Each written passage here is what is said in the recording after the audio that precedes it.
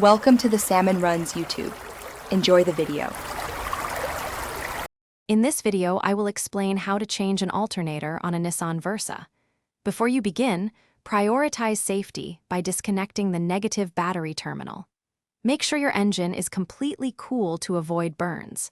You'll need a basic set of wrenches, a socket set, and a serpentine belt tensioner tool. Having these items ready will make the process much smoother and more efficient for you. Now, let's get that old alternator out. First, locate the serpentine belt tensioner and use your tool to release the tension, then carefully remove the belt. Next, disconnect all the electrical connections, including the main power cable and any smaller wires.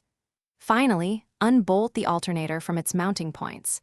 It might be a bit heavy, so be ready to support it as you remove it from the engine bay. With the old one out, it's time for the new alternator. Carefully guide the new unit into its position, ensuring it aligns with the mounting brackets. Once aligned, insert and tighten all the mounting bolts securely. Next, reconnect all the electrical wiring you previously detached, making sure each connection is snug. Finally, reroute the serpentine belt over all the pulleys and use your tensioner tool to apply the correct tension. You're almost done. Reconnect the negative battery terminal, ensuring it's tight and secure. Now, start your engine and observe the dashboard for any battery warning lights. Use a multimeter to check the charging voltage across your battery terminals. It should be around 5 to 5 volts. Listen carefully for any unusual noises, like squealing from the belt, which might indicate improper tension.